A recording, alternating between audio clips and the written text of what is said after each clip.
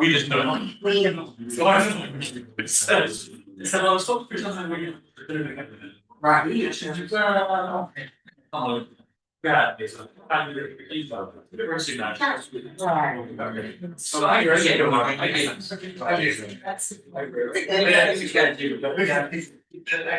so yeah.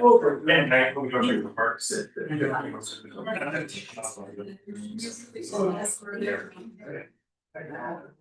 So when we drive by, there was a lights there and this little sound. Last year, what can you got?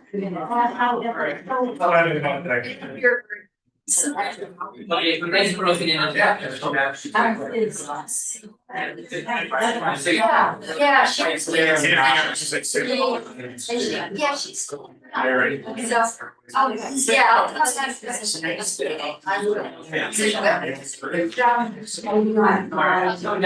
What is it? Meeting about presentation. Yeah.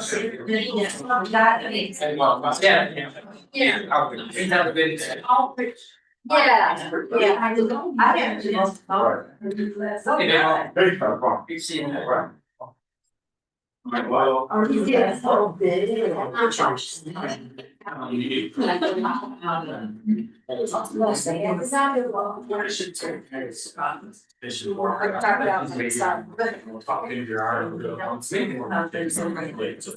Pretty early. Alright, folks, I'm gonna go ahead and call our meeting to order. It is 7:02 p.m. If we can start with a moment of silence, please.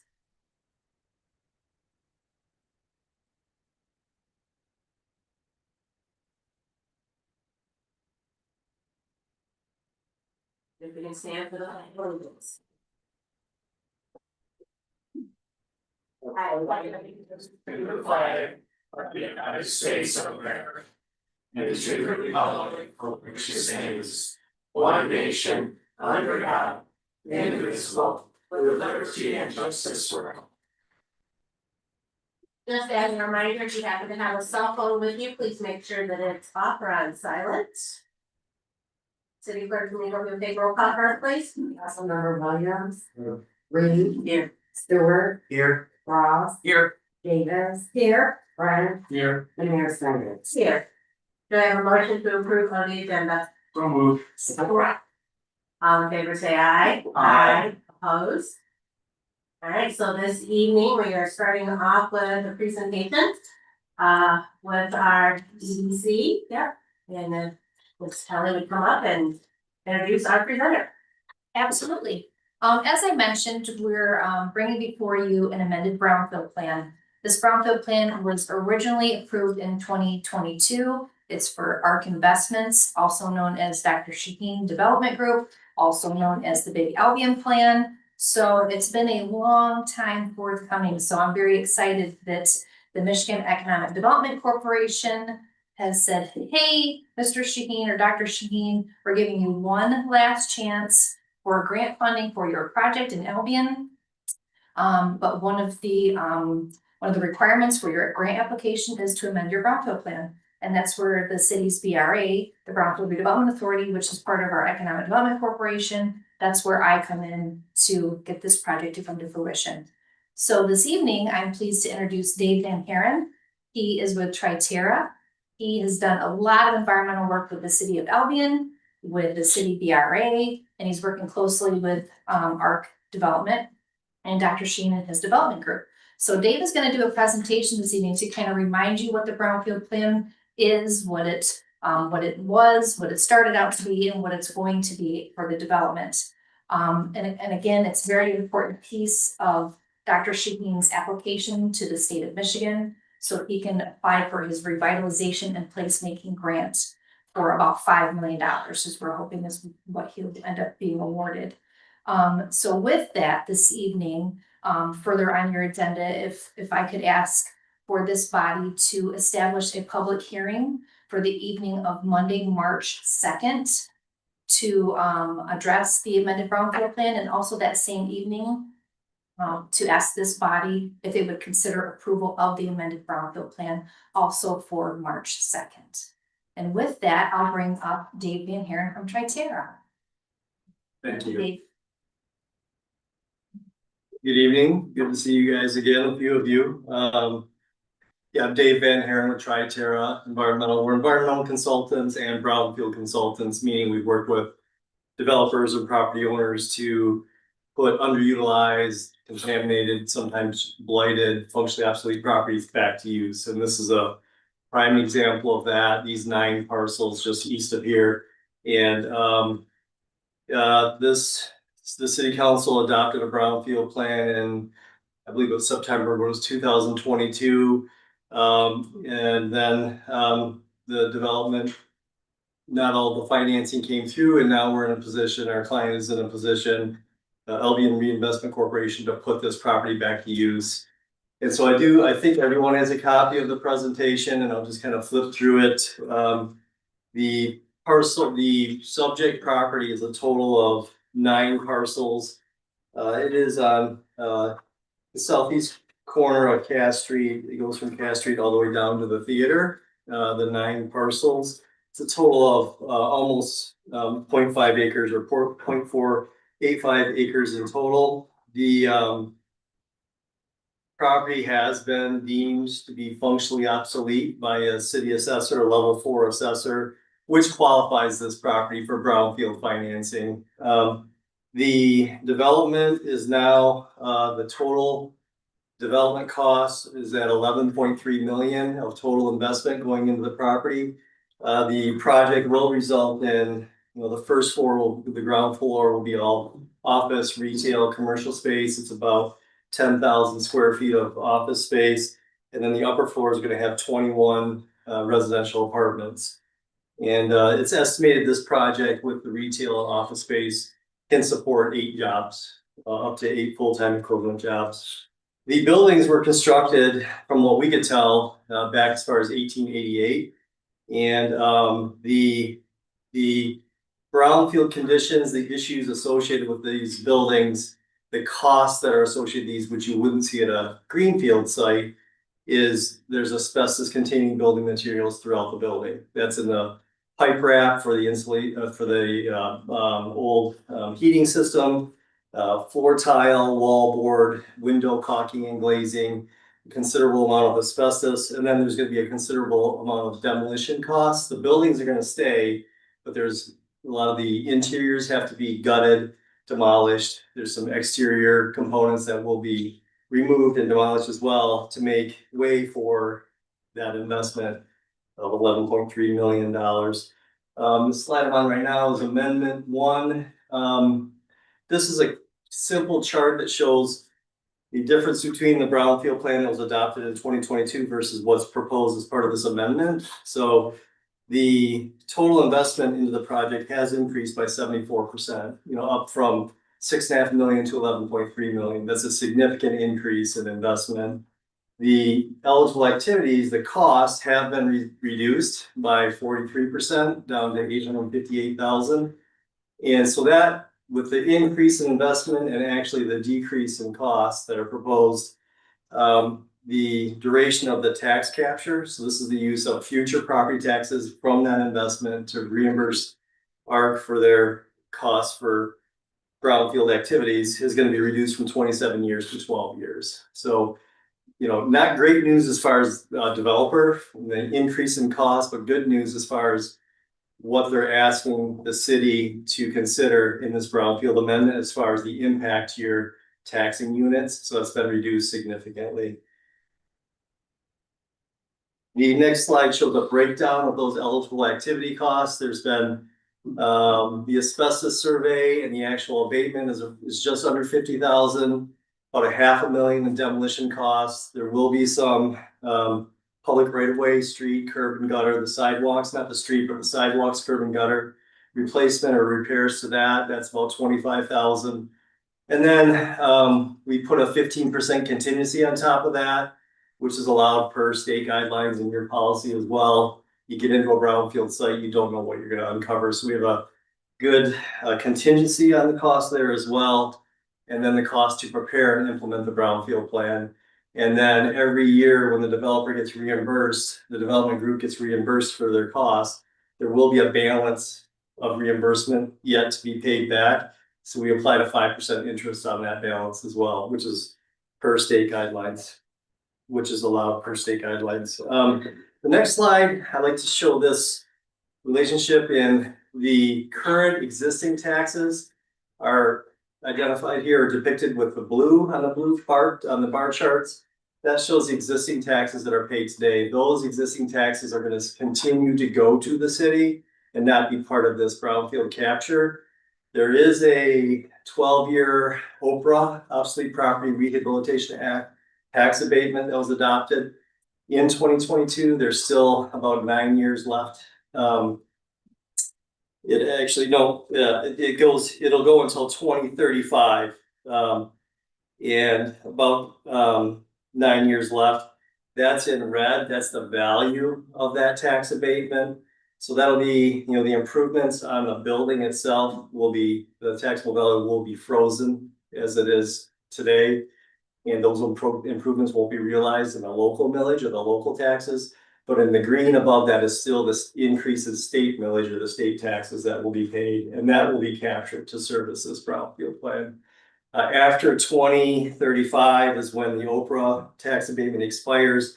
And then you see in green, it'll be a nice bump in the tax bill, and then that's going to be captured for 3 years to finalize that reimbursement for the developer and the development team.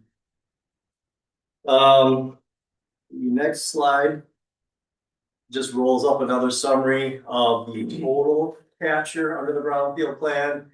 The first line, 858,000, was the developer costs and reimbursement. Then after that, the state of Michigan, requires 3 mills or 50% of the state education tax to be captured to put into a state revolving loan fund to support other programs. So that's the estimate of what's going to be captured in the duration of this brownfield plan is 82,000. And then the brownfield authority is going to capture some of the new local taxes to help administer the brownfield authority and their costs. So the total impact for this brownfield plan is $956,000. And that's going to be over a 12-year period. You'll see it's a 16-year brownfield plan, but there was 4 to 5 years since 22 when the plan was adopted to when that first capture of new taxes, 2027, when that's going to happen. And then, so that's why you see the 12 years of capture. So sometimes people get confused with the two differences there. And again, it's, this is a brownfield plan that we're looking to have the existing plan, the amendment to that plan adopted, reapproved, and to allow for this project to move forward. And as Debbie indicated, there's other funds that are from the state. The state is a very big partner on this project. So this is going to help springboard or allow for that RAP grant to come to fruition. So, and part of that they require to see some sort of local contribution. So this is your contribution to the project in addition to the state. So that's it. And I'm here to answer any questions you might have. Unfortunately, I won't be able to be here for the public hearing. So if you have any questions, I'm here to answer them. I will have a colleague of mine here if needed too on the side there. So, Are there any council member questions for Mr. Van Hertz? Councilman Wilson. Yeah, if approved, when do you anticipate the project going online? To break ground? Boy, that's a great question. I think it was gonna be it'll be this year. I don't know if it's this spring or it's gonna be this summer. Okay. It's planned to start this year. Councilman Frost. Thank you, Mayor. Mr. Van Haren, are there any other brownfield programs you've been involved with on Superior Street? Not directly. Our company has been involved. We did the Brick Street Lofts projects with the Dobbins family. Yeah. We represent a colleague of mine, my business partner represented that project. And then at some point when that project was completed for a period of time, we also represented the Albion EDC to review their submittal. I did to review the submittals and to make sure everything was in compliance for the reimbursement.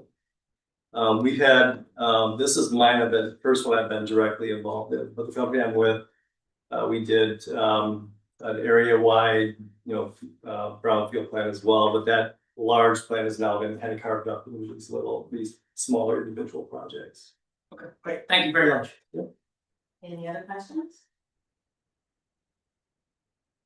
Well, thank you for being with us this evening. I know that you spent a lot of time in the city of Albion, not only presenting to the EDC, but also our DEA, now in front of council. So, Yeah. thank you for making sure that we're all informed, what the project looks like. And I think I could be more excited to finally see this hopefully come to fruition. Yes, absolutely. Thank you for having me. I enjoy being here. Thank you. Thank you. All right, next we have a public hearing in regards to Team One Plastics tax exemption. So I will go ahead and open up our public hearing. It is 7:16 p.m. If there's anybody, Deb.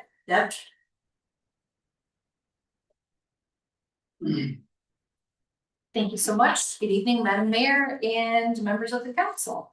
As you know, I'm Debbie Kelly. I'm the president and CEO of the Albion Economic Development Corporation. And I'm here in support of the proposed tax abatement for industrial facilities exemption certificate. There's 2 or 3 names for these, but I normally just call them a tax abatement. For Team One Plastics, and I have Dave Sanford in the audience with me this evening, who's the plant manager. He'll come up in just a few moments after I'm done speaking. As I brought up in the study session this evening, they're building an 11,500 square foot building next to their existing building. They are growing by leaps and bounds. They have no more room for any of their machinery and equipment in their existing building. And so they're really looking to increase the size of their production facility to accommodate future sales growth.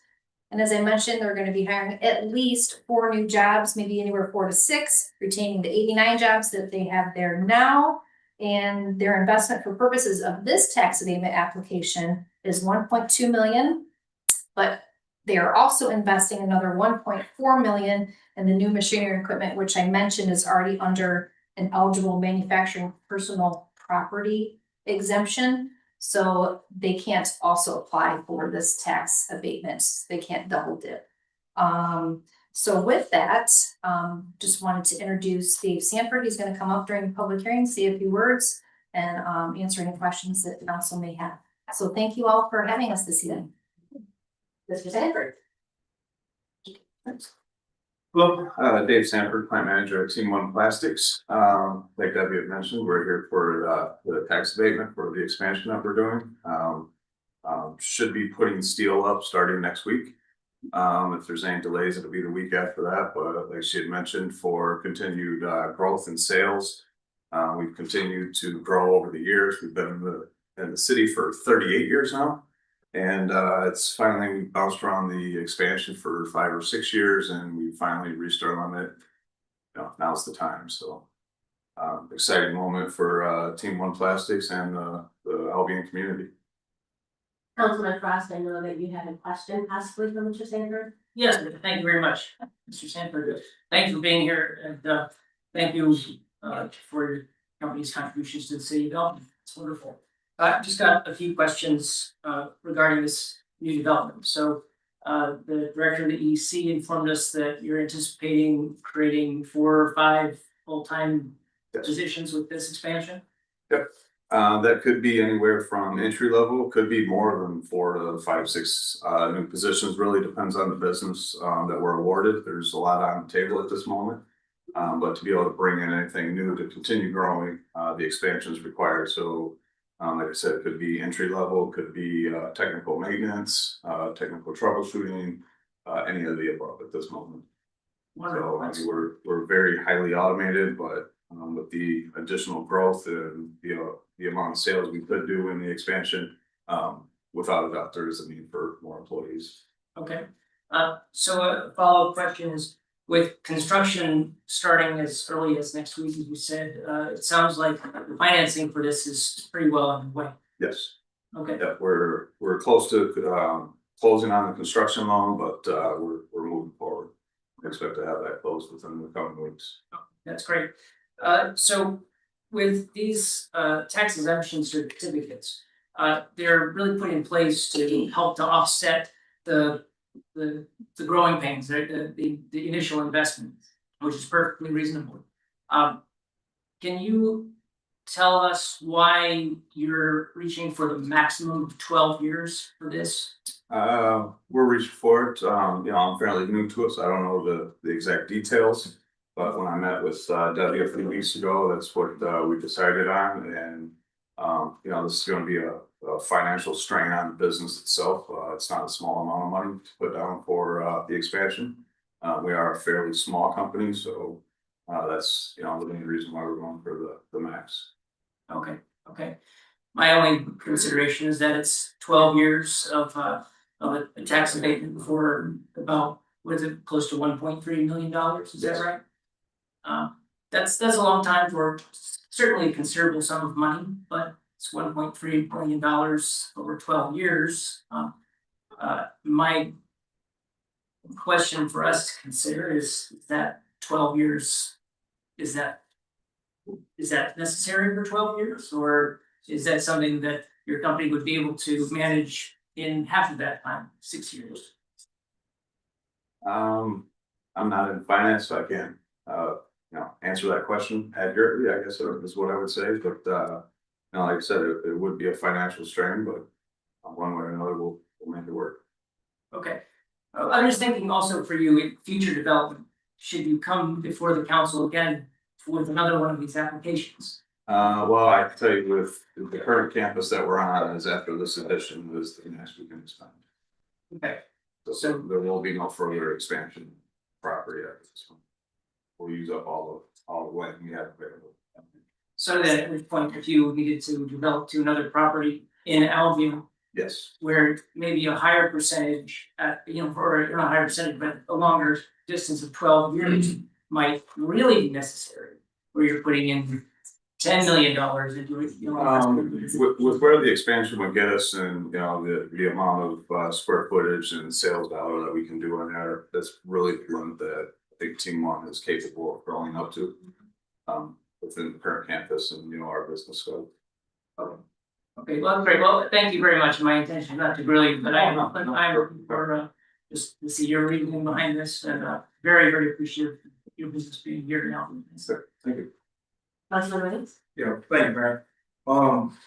First, I would like to say, congratulations on finding someone to help you apply for this type of funding. I know business owners in this community have, long gone without acknowledgement and help in assistance to expand and assistance to find funding. I know yourself in this situation, with you being that you're so close to breaking ground next week, that this had to have come along at the very end of that process. So you guys were staring down the barrel of actually funding this entire project on your own, without any help or resources. Now, the state and the city allow for these type of developments and these type of tax abatements so that they can help entrepreneurs like yourselves stay in business and to help employ people that live and work here in the community. You guys, being that you've been in business for over 38 years in the Albion community and been a taxpayer in this community, don't feel a way about applying for any tax abatements that will keep your business going, keep you employing people in the community. My aunt used to work at Team One. I have family members that's worked at Team One, and I worked right across the street when World Corrugated was there for years. For 11 years, I worked across the street from there. So, to that point, thank you for finding help. Thank you to Debbie Kelly for reaching out to Team One Plastic. Keep up the good work and stay in the community a very long time. We really appreciate it. We plan to stay here. We don't plan on going anywhere. Thank you. Do we have any other council member comments? Mr. Sandberg, thank you for being All right, here. thank you. We appreciate your Thank you. public comment. If there's anybody that would like to stand in address council in regards to this item. Are we approving that? We're still in public hearing. Public hearing on this, I don't. Okay. But John Bass, no, even straight, what Donovan said.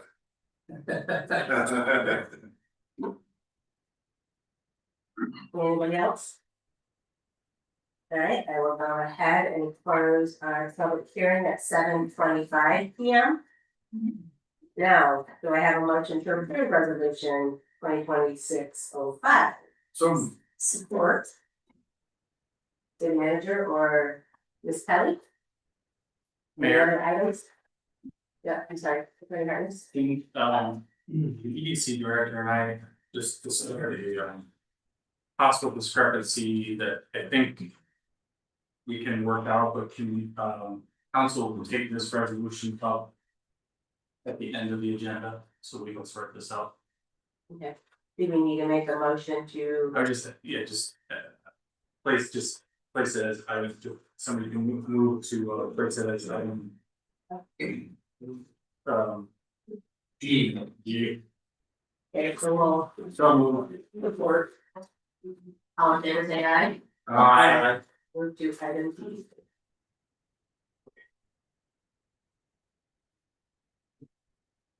Alright, public comment. If there's anybody in the gallery that would like to stand and address council in regards to an agenda item, you may do so at this time. Just come forward, give us your name, address, and the minutes of address.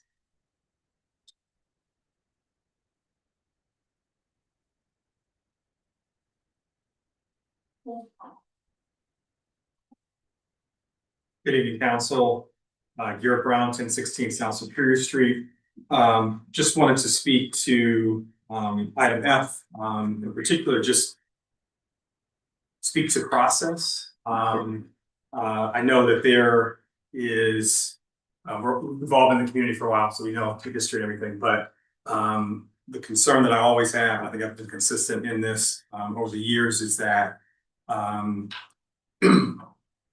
because of the form of government we have, it's really important that we make decisions. You know, the electorate puts you on the council, and the council elects basically the chief administrative officer for the city.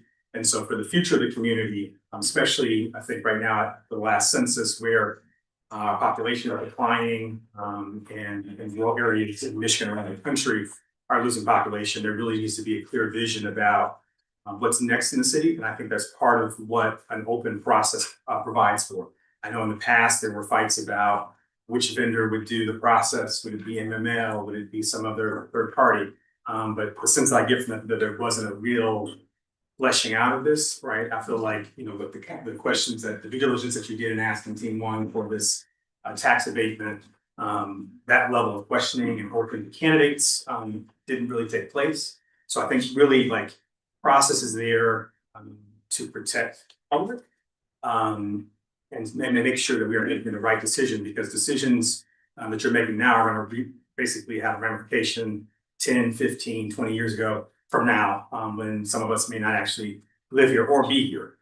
So it's really important that, again, you have a process that's open, that actually has competition, and that allows citizens to come in and you all to do your due diligence in that process. So I'm disappointed in that, but again, that's something that I feel like, regardless of who the candidate is, I would have still had this public comment if I saw the process went like this and there was no real public vetting. And then, like I said, it just went to the mayor and the city attorney. I think, you know, we should represent 6 of the city. So I'm disappointed in that. I wish the decision you make, I wish the city well. But again, I think that's something that I could not say that the process was not good. And it doesn't reflect, like, I think this is, I guess I end with this, some of the concerns that we have on a national level, as we see like the disorganization and the way decisions and people are being appointed, removed, and put in positions. I think this is no different than that without an actual real process. So it's unfortunate. Thank you. Anybody else that would like to stand and address council?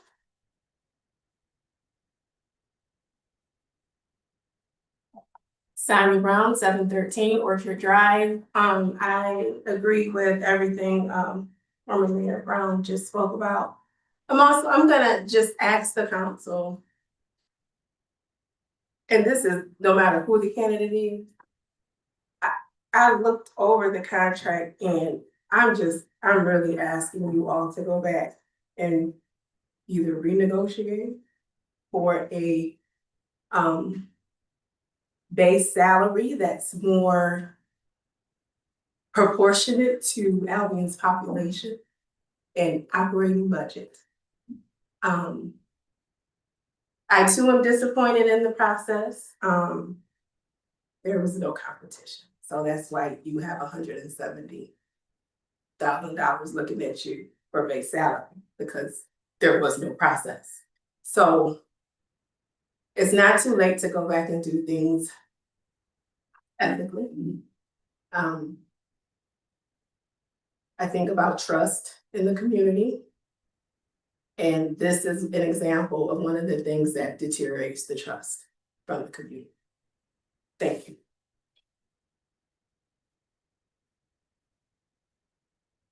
Does anybody else have like to say in the rest council?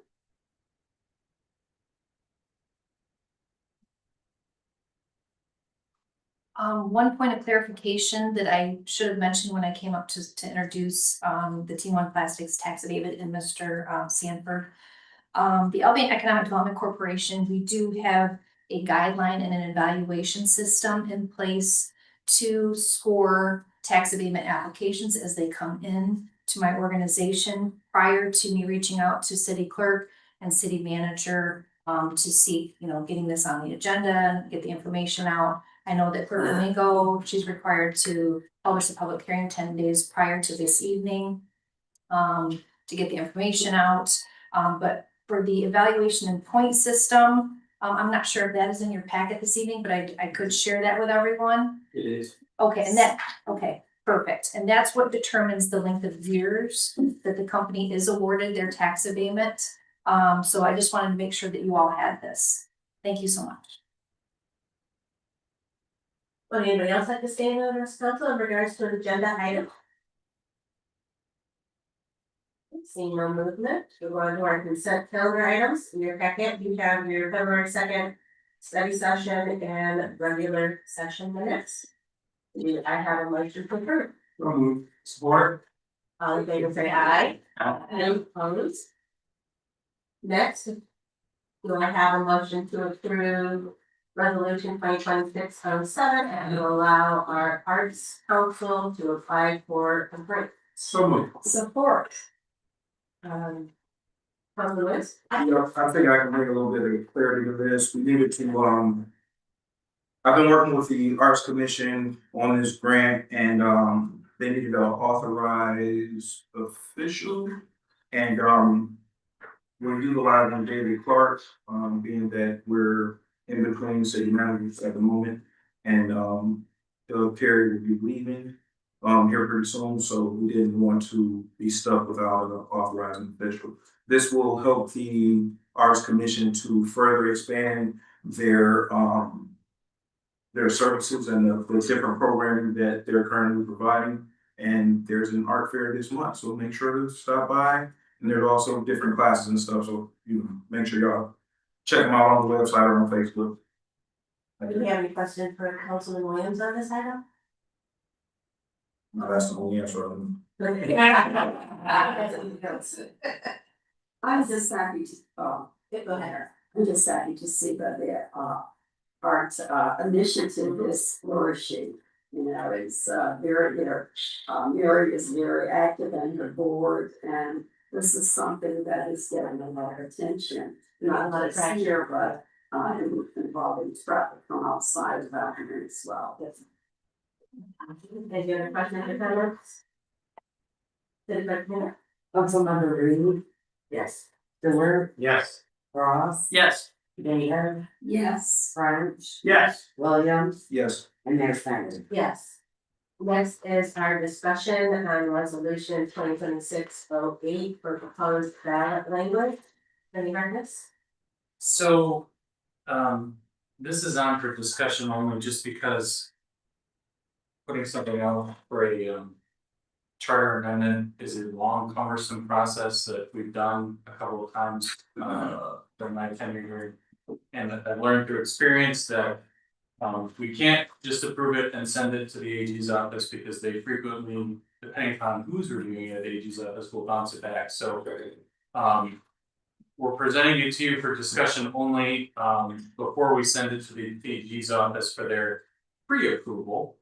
The assessor's office has reached out to us several times, having an issue about populating the board of review. They're having a difficulty each year getting a quorum of the current 4 members.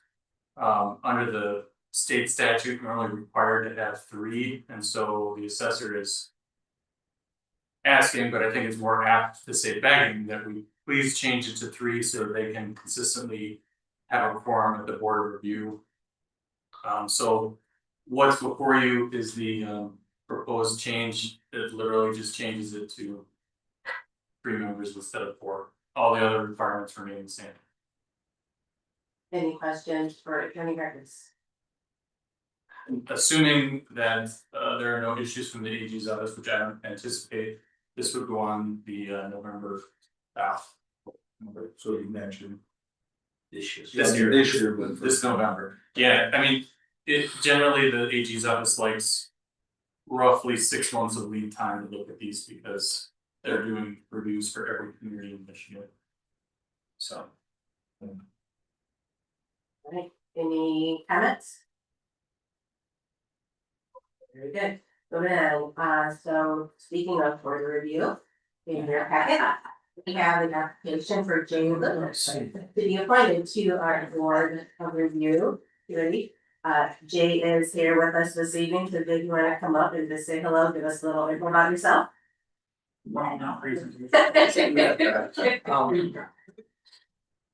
Should we show up? Jay Loomis, 408 West Ash Streets. I'm here because somebody called me and said they were really sorry, because if y'all say no, I'm going home. Get the beer and not gonna worry about it. I'm sorry, but that's No, we- my honest, yeah, I mean, that's. Yeah, no, I was a water foreman. I worked for the city of Albion for 20 years, only a foreman for 4. I lived in Albion since '93.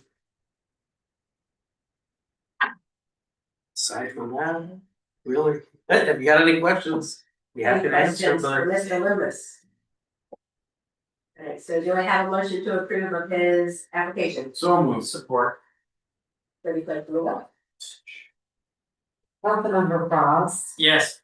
Davis, Yes. French, Yes. William, Yes. Reed, yes, Stewart, Yes. and Mayor Snyder. Yes, thank you, Jay, for being here tonight, and welcome to the board. Bye, Jay. Do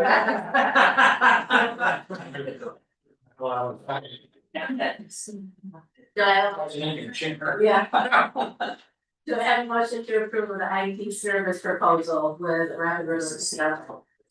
Whoops, I'm so sorry, I skipped right over this. Oh, yes. Do I have a motion to approve the updated city hall hours of operation? So moved. Support. Mr. Cogan? Thank you, council. Eric Tobin with the Albion Clerical Alliance. Yeah, we had several requests from residents where we had issues where folks just weren't able to see us during normal hours. And we thought this would be a great opportunity to give those people that work an 8 to 5 job an opportunity to come see us. So our proposal, our suggestion, with your permission, is to have the city hall hours open Monday through Thursday, 7 to 6 p.m. So we'd be open basically 11 hours. And we would then have Fridays off. That would give everybody an extra hour in the morning, an extra hour in the evening to come and see City Hall. We think that that would be significant, not only for our residents, but it also would be an opportunity for our members to be able to do more of their, get more of their work done without having to be overtime affecting the city's budget. We have several employees that are sometimes having to work over where if they just had just a little bit more hours in the day, they can complete their hours of work or their workload that they needed to get done within that period of time.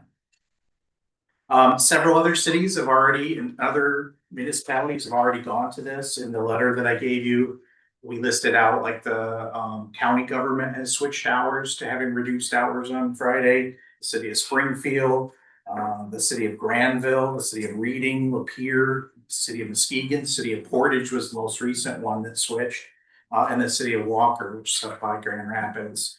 All of those cities have had reduced hours or no hours on Friday, and have changed that in recent, and many other municipalities are currently looking at that.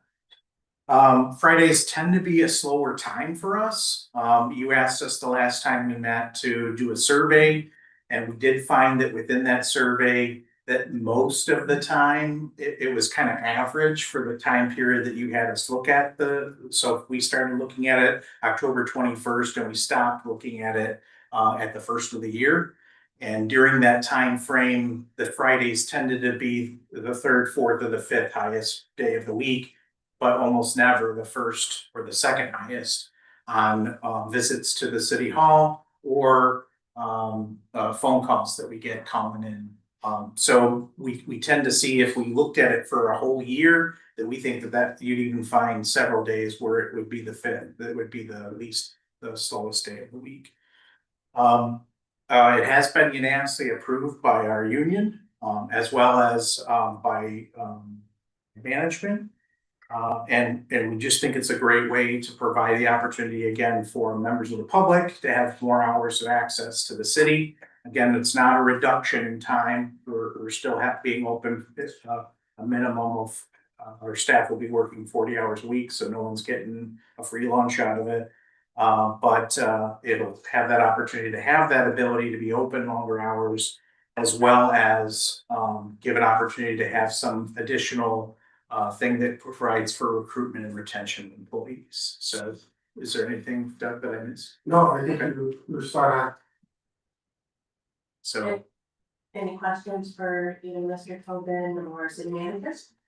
So I know we did have, pretty lengthy discussion in our study session to kind of go through some different case scenarios. But as our city manager said, if we find that this doesn't work, then we can definitely maybe look at maybe going to a half a day on Friday. right. We'll just have to kind of gauge how our public is taking this change in operations. But that's my big concern. We want to make ourselves available and accessible to our residents. So, but I think having kind of before that typical 8 to 5 and after, that's hopefully we can see how that works out for our residents in regards to being able to come in without being rushed to get their services taken care of, or their needs taken care of. Thank you, Mayor. A suggestion is maybe we put something on our calendar for 90 days out, for 120 days out. Put this on our agenda so that we're proactively thinking about this, so that Mr. Tobin, you can, we can gather responses between now and then, and we can in our own precinct. So it's just a suggestion, but if we don't put it on our calendar, we'll get to do it. That's my personal issue, and I forget. And then if I may add, just I've already said this to you, but for folks that are in the audience, I was able to speak to many people in my precinct, and not one of them had a concern. They had some questions, but they didn't have concerns. They thought it sounded reasonable. No, I agree.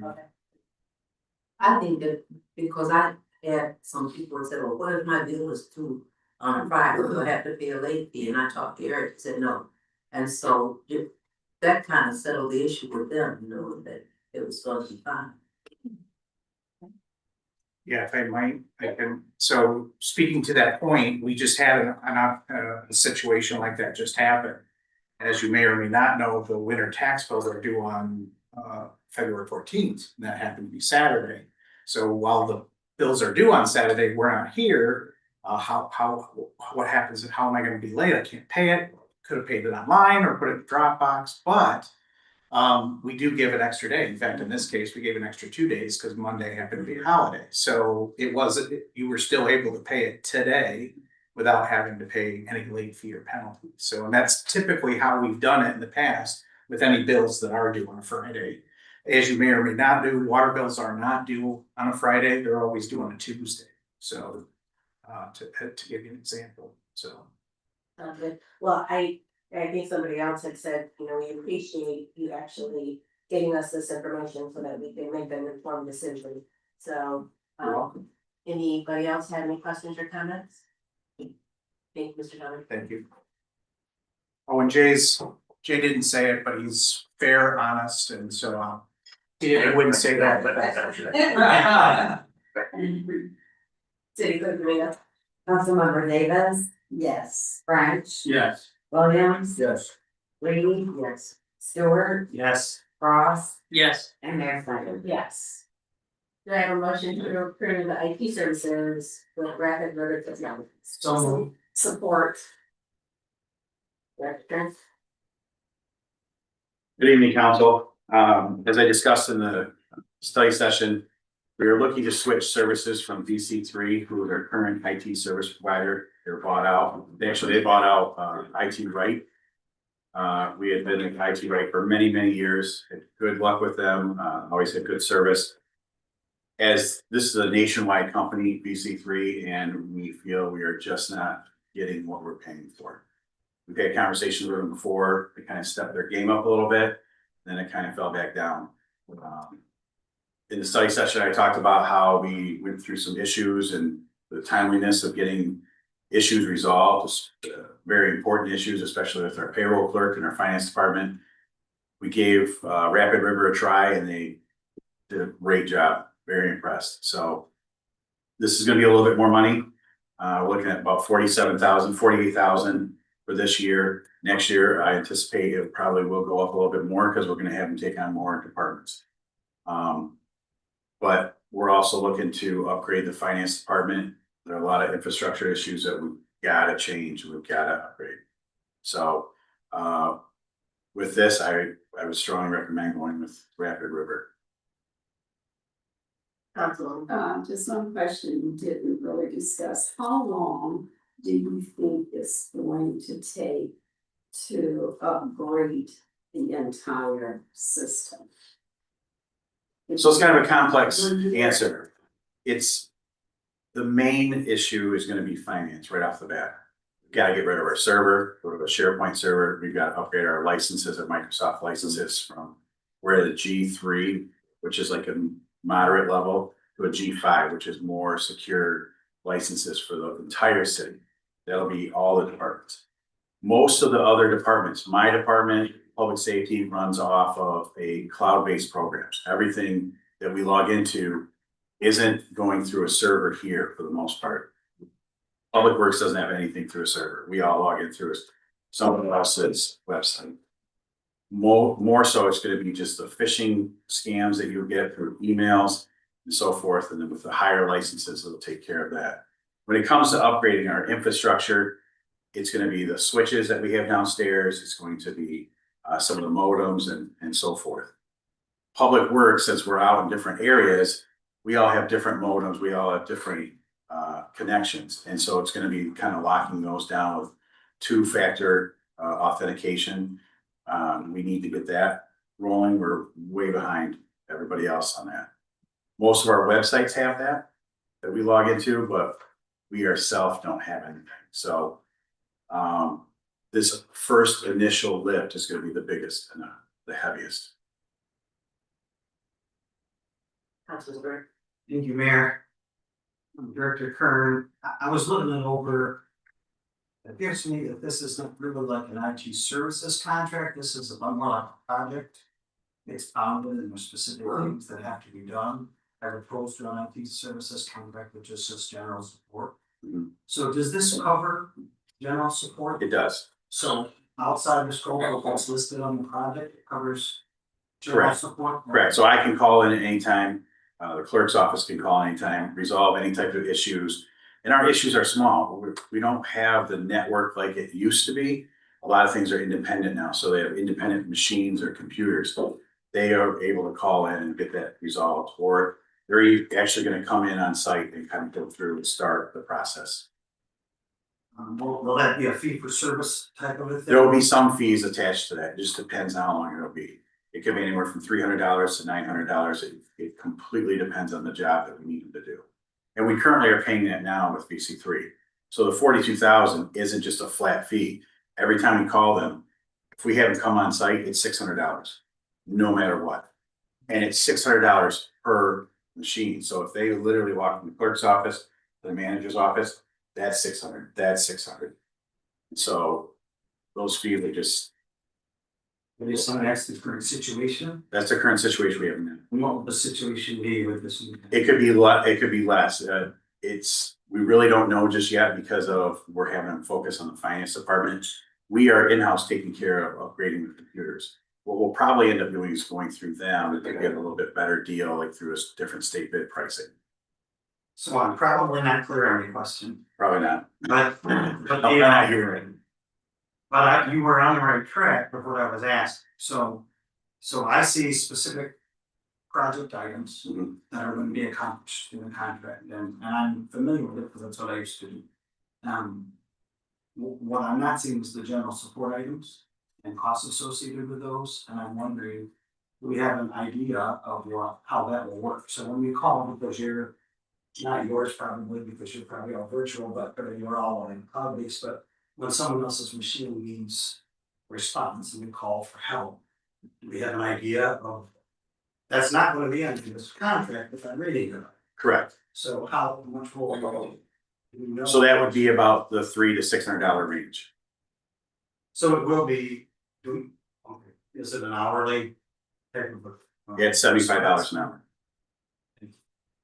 But there's travel time as well, and we're paying that same. I just wanted to clarify that this is for the specific items and it's not for general. The other general items that we call and ask for help will be on a case by case basis. But it's almost like having a retainer, right? And then as we go out, we get support and we go. Yes. Thank you, Mayor. Director Kern, so just looking at the original quote that came in, that we were able to work down, we're working specifically with our finance department first, which I think is a good strategic move there. I mean, are we looking at eventually at some point in the future having a budget for this original quote of $80,000? I don't think so. I can't answer that definitively because it depends on how much we're gonna have to upgrade. The biggest thing is the 47,000, 48,000 under this proposal gets us started on upgrading what we need to upgrade. What we've been doing is we've been buying the machines or buying the computers as we go or as we get a good deal on them. So if a deal comes through, we're able to get a better deal, we'll purchase it then and then upgrade one person's workstation. Where Rapid River would come in is they would then log in remotely, go through, map the network drives or do what they need to do and get everything up and running, make sure the printers are working, and so forth. It's not where it used to be where everybody was connected through the server, through the city, and figure out why this one was sitting over here and everything else. We have our own printers, and so it could go up to 80,000, but that 80,000 was to come through and completely revamp everything we had. And that's where Doug and I worked on it to kind of pare it down to we really need to start focus on our finance first. Sure. And so I don't anticipate it going up to the 80,000 because we're doing the 47, 48 now, taking care of that problem, and then we're gonna start working on the smaller ones each year as we go. Okay, thank you. Mayor for Democrat. And I would also add, we're no longer paying VC3. Correct. So whatever we're paying then, it would be rolled into this cost, because we're replacing. So I don't see it as a tremendous boost in our, deficit spending, because we're just gonna fund money that used to go to VC3 into this problem. Correct. Any other questions? Right, well, thank you for the information. Any clerk Domingo? Councilmember French. Yes. Williams. Yes. Reed. Yes. Stewart. Yes. Ross. Yes. Davis. Yes. And Mayor Snyder. Yes. Do I have a motion to approve the city manager contract with Dr. Terrio? So moved. Support. Manager, you got? Mayor, with permission, approach your podium.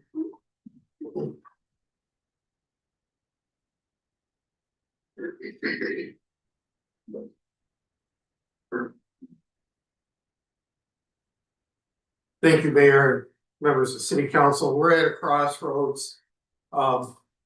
So we heard a lot of good comments tonight, and concerns from our citizens. And so I'd like this opportunity to address the proposed contract with Cheryl Terrio and how we got to this point. Not since World War II have we seen the workforce turned upside down the way it is. And it's not in selected fields, it's in all fields, and that includes city management. As you remember, approximately a year ago, we went out for advertisement using Pivot as a consultant trying to look for city manager candidates. At that time, we had received, I believe, 8 applications and we interviewed 1. And unfortunately, that candidate didn't turn out, and I don't think he was interested in us and we weren't interested in him. And so from that time, I've been here a little over a year and looking at the market. I've been an interim now. This is my 4th city and I've retired, I believe 3.5 years ago. What we are seeing is there is a shortage of qualified candidates. And to bring up to speed, when we found out that Cheryl might be interested, there was a reach out. And just to give you some statistics, I had provided you a census provided by the Michigan Municipal League of what salaries go for.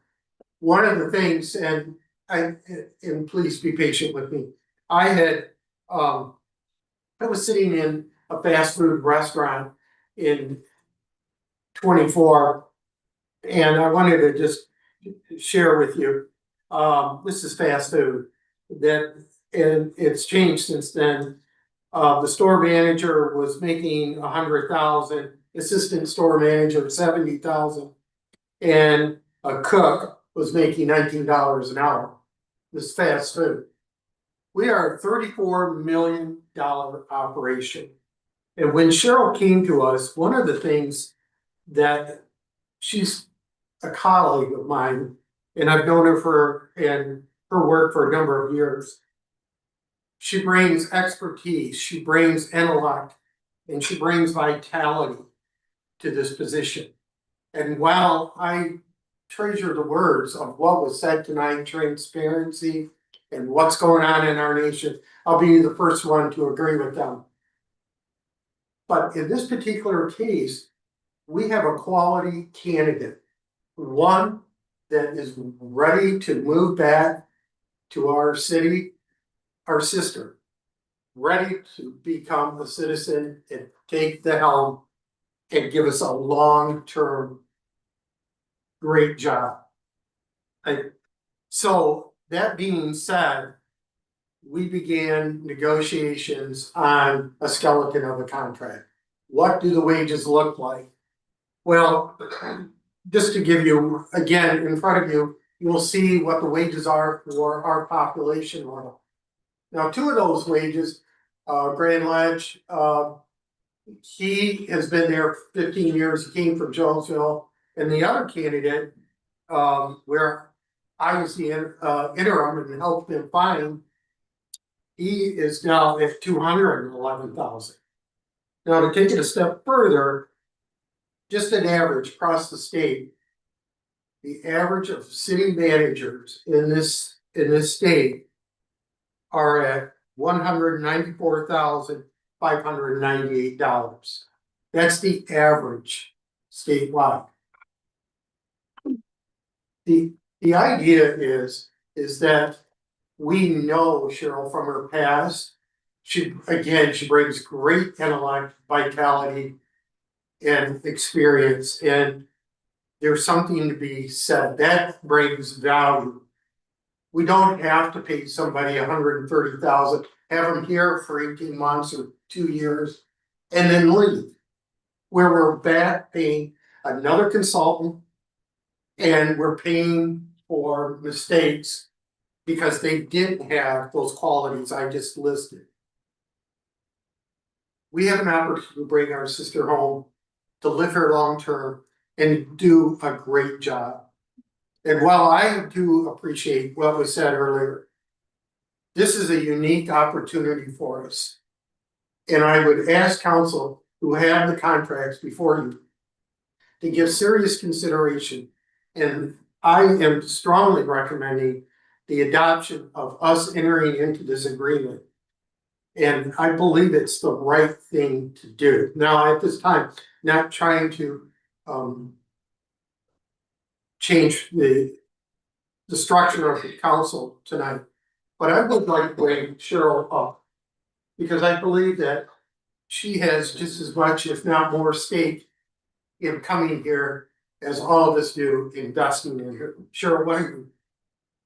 I'd like to, at this time, ladies and gentlemen of our community, this is Miss Cheryl Terrio, and her spouse is here.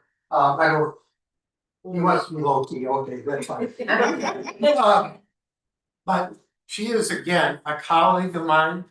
She has demonstrated proficiency in other communities, and again, it brings me great pride to think that I will be leaving Albion better than what I found it, and better than what I'm leaving it, because with the staff that we have, Cheryl's capability, I believe that this is the way. So I would like to have Cheryl say a few things. Thank you.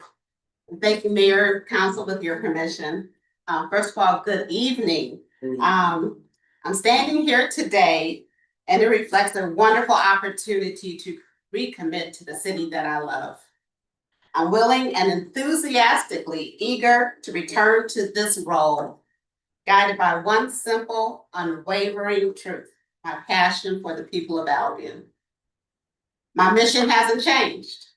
It's to make a positive, tangible difference in the lives of every resident, from our youngest students to our most cherished seniors. Our future success is based on the power of partnership. I've learned that a city manager doesn't lead from behind a desk. They lead through partnership. This includes our youth. We must create a city we are proud of and for them to be proud of to inherit and eager to stay in. Our seniors, we owe it to them, those who built the city, to ensure they will continue to live here with dignity and security.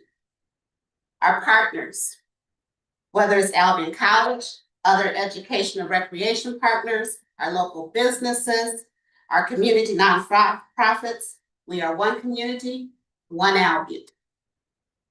When one succeeds, we all do. My door isn't just open. I intend to be out in the neighborhoods, listening to the people and organizations who make Albion breathe.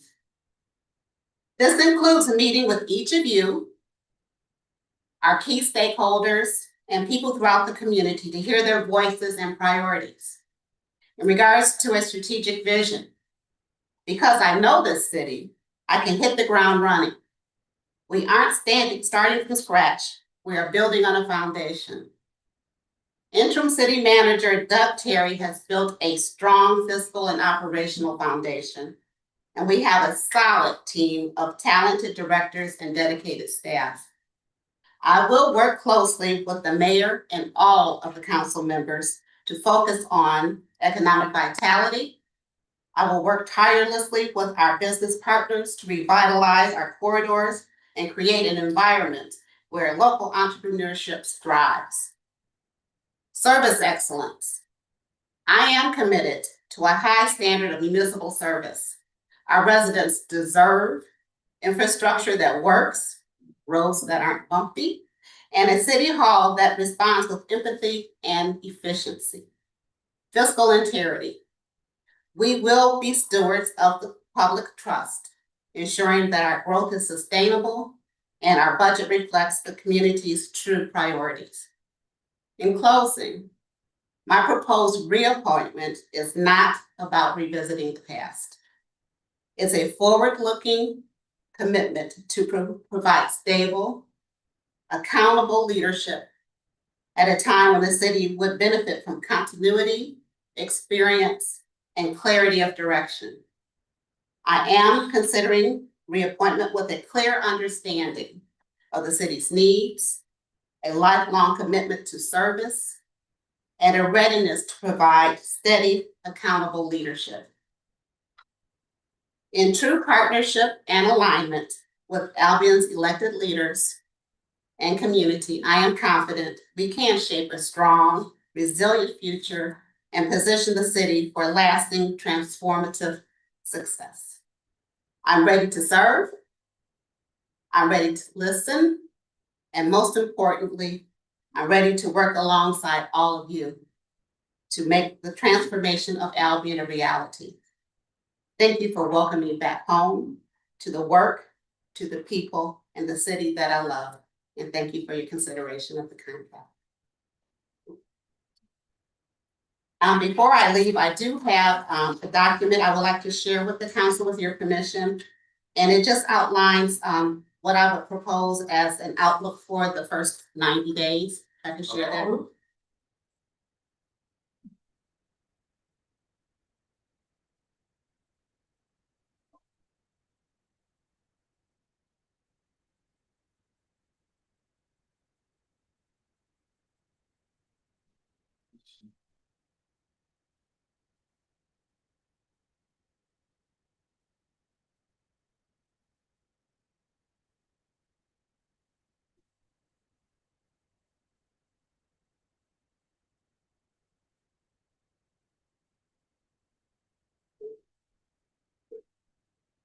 So Madam Mayor, members of council, before you is a proposed contract.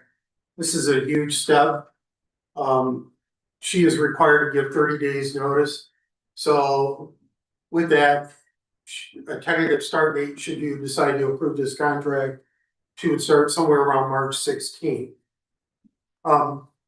As far as Doug Carey, I'm never leaving you. I live on Albion Road. I'm part of this community. I'm a phone call away. And I will always be here to see you succeed.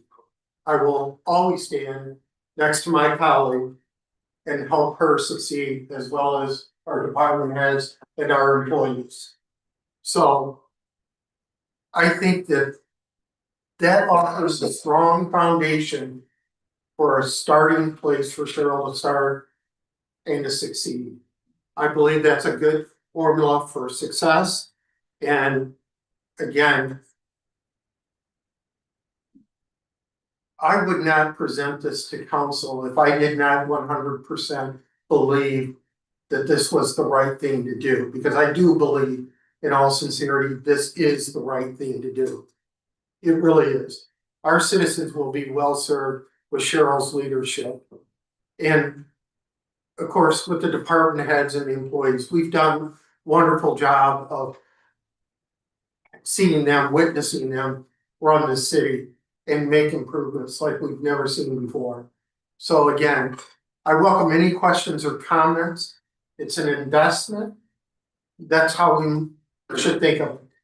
So again, I welcome any questions or comments and strongly endorse the adoption of this contract. Any questions from council? Councilman Williams? Yeah, we're open to discussion, right? Okay. So just looking at the contract and the information that was provided, so we're looking at 170K base salary, $5,000 relocation, $2,500 signing bonus, $2,500 in 6 months. 240 hours of PTO, which is about 6 weeks. 320 hours of PTO in the second year, which is nearly 2 months, with a carryover of 80 hours of rollover, which will take us to a total of 2.5 months, and a $400 a month car allowance. Now, we add all that up, that puts us at nearly 200,000 in this first year. Looking at the municipalities that were supplied that are similar in size, a few of them have similar salaries. If we looked at Grand Ledge, they're at 171. Grand Ledge is the affluent Flint, Michigan. St. Joseph is on here as well, affluent. Hillsdale, affluent. Big Rapids, affluent. Then you have St. John's and Hudsonville. I'm not really familiar with any of those other cities, but both Hudsonville and St. John's are at around 140, 147. Big Rapids is at 140,000. Okay, I've been on council for 5 years now. In the first 2 years, I was told that we had capacity issues when I asked if we could hire a grant writer. Now, Doug, you have been a lot more transparent than our last city manager. And that's not a shot, it's just the truth that when we were asking for money to help the children and to help people find grants, help the organizations in town that work with kids find grants, we were told that we have capacity constraints. And the capacity constraints were income. I mean, it was the funding to pay the salaries. That's what I was told the entire time I've been on council. $170,000, I believe, is very excessive for the role of city manager, especially with it being 50% higher, over 50% higher than what we were paying the last city manager at around, what was it, 111, 115 when she left, somewhere in there. So we're going to pay $65,000 more than we were paying the last city manager. And I do understand that we have, that it's been difficult to agree upon a city manager to fill the role. We've only run one search. We don't have any competitors here. And I'm so thankful for Cheryl showing up today, because one of my council members didn't even know we were voting on this today, because we didn't receive this in the email until 4:40 last night. And had I not checked the email again this morning, the one that came at 5:20 a.m., I wouldn't have known that we were voting on this either today.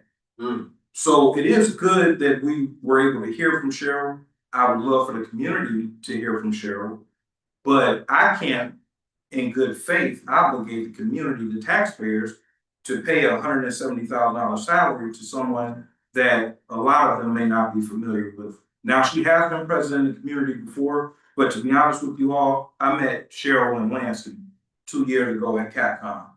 Very nice lady. I don't have anything bad or negative to say about her. And this isn't a critique of her at all. This is a critique of the decisions that we're making in approving a contract that has a $200,000 liability attached to it, especially at a time when we don't have a human resource department that is qualified and efficient and effective to do the job that we have at hand. We have 4 union contracts. We have 5 department heads. When we agree to $170,000 salary for the head of the city, we will also be agreeing to $30,000 to $40,000 pay increases for all the other department heads. That's just how it works. That's just how it works. So again, I can't in good faith support a $170,000 expenditure on a salary, especially for someone that we haven't even interviewed. We didn't interview for the role.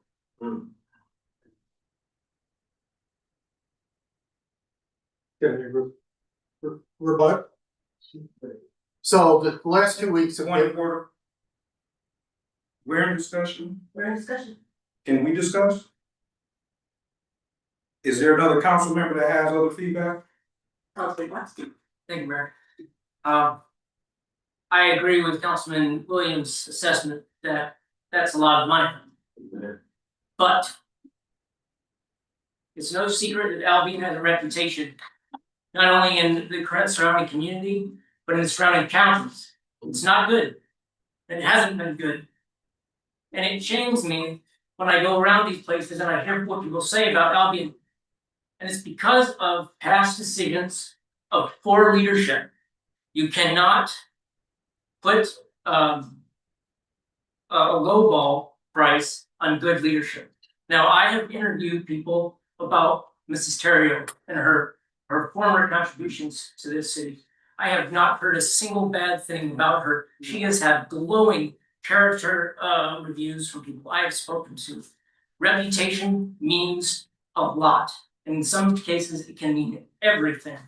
And I refuse to discount good leadership, especially in a place and at a time when a city like Albion needs it so much. We are on the precipice of accomplishing wonderful, incredible things in this city and changing our reputation and the way we're perceived in the state.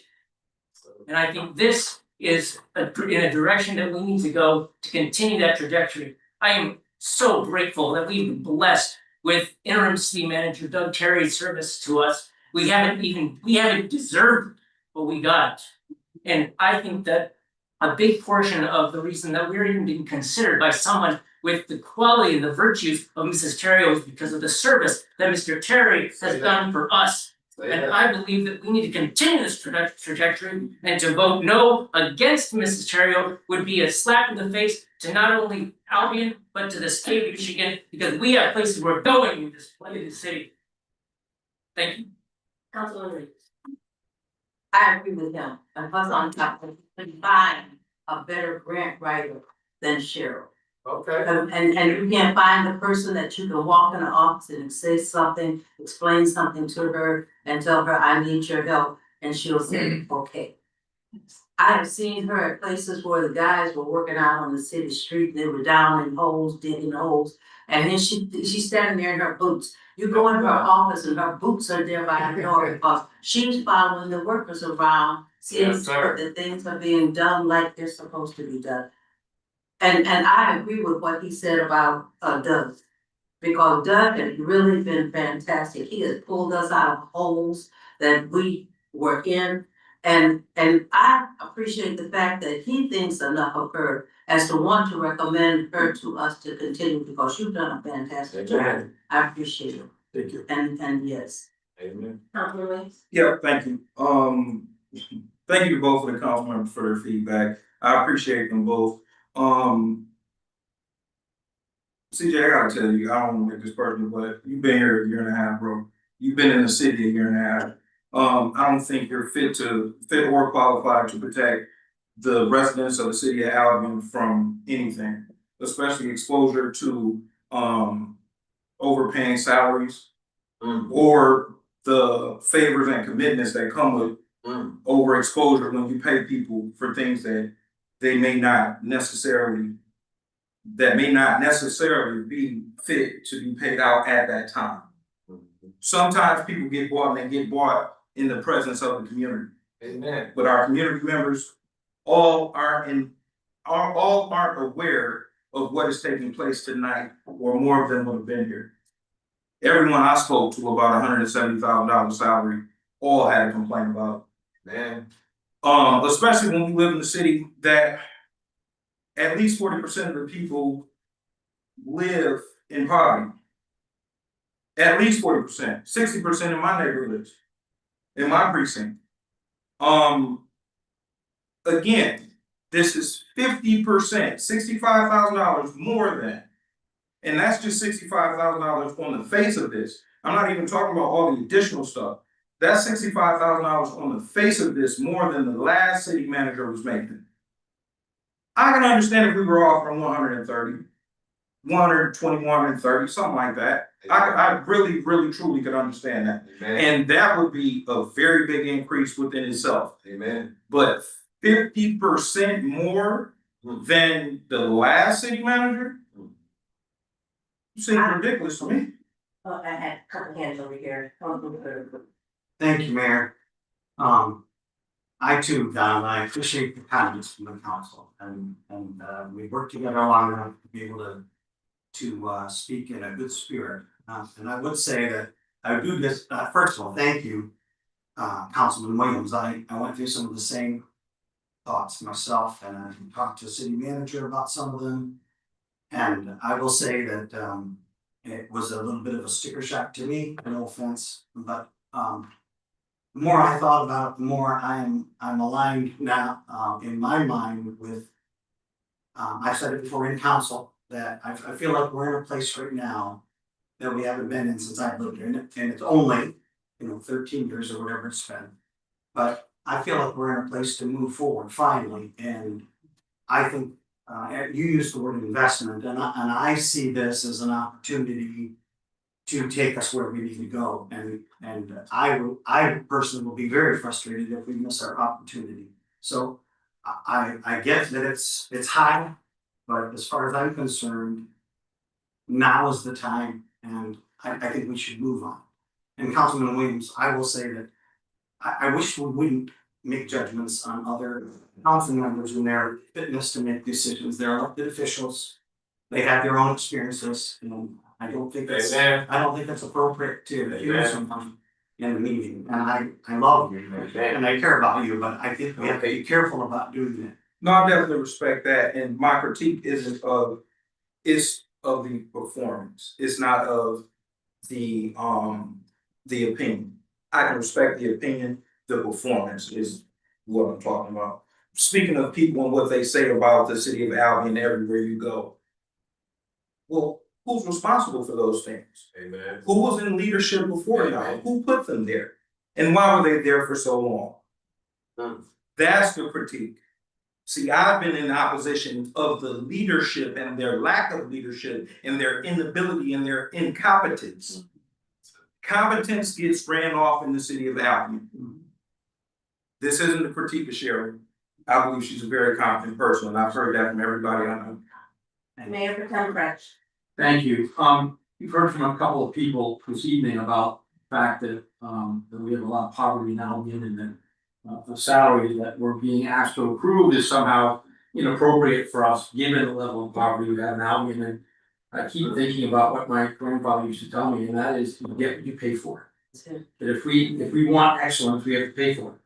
Now, yes, it's a significant increase over Haley's salary, but Haley was in her first position as city manager, and Cheryl has decades of leadership experience, including city manager positions and similar administrative leadership in much larger cities. So of course she's going to be more expensive for us. So I think that it doesn't really jive with me that yes, we have a poor community, yes, we have a tight budget, but what we have with Mrs. Terrio is excellence in the area. And I think about, because you were on council when we had Dr. Mitchell, Dr. Terrio as our city manager, but before she even started, she wrote a grant for $30,000 for Miss Reed to get Holland Park off the ground. And she did that without a salary before she started, and we got it. Yes. And so that sort of commitment we haven't seen in a very long time, and I'm willing to pay top dollar for that, absolutely. Thanks. Amen. Councilwoman Davis. Okay, I got some. It appears that, interim city manager Doug Terry has been busy, because I came up and I had the same questions, I had the same concerns, I had the same, what the perceptions be? And, I walked away feeling that we're doing the right thing. We're doing the right thing in terms of expertise. We're doing the right thing in terms of commitment to Albion, because we have a bad reputation. I'm out there a lot, in terms of around the state of Michigan. And when I say I'm from Albion and I'm on the city council, a lot of times it's not positive. You know, it's like, oh, who are you all throwing out this time? Or who do you have? So we have a bad reputation of making decisions that aren't necessarily in the best interest of the community, but decisions that involve personal gain, personal power, and things like that. This is the perception. I would like to change that as well. I am in favor of Dr. Terrio coming back. I am in favor of the skills that she's bringing, as well as the first 90 days. We really haven't received the first 90 days from anyone. Well, to my knowledge. You all got to interview this.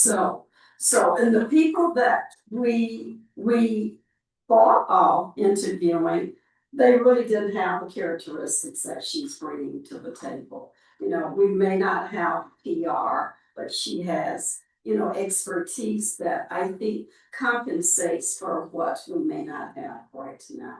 So I am in favor of looking forward. I'm in favor of what we heard tonight is excellent. And we need someone in that position to hit the ground running. Because if we don't have that, we're taking a step backwards. So the city, as we know, is a multi-million-dollar enterprise. We have a lot of projects, major projects coming through. Projects that we've completed, more projects coming up in the upcoming year. More projects hopefully within the next 5 years. We have a lot of progress happening out at our East Industrial Park. We heard from the Big Albion plan. We are applying for grants left and right for housing, for new development. We have a lot of things that we're hoping to garner in the city of Albion. And we need strong leadership to make sure that those projects come to fruition.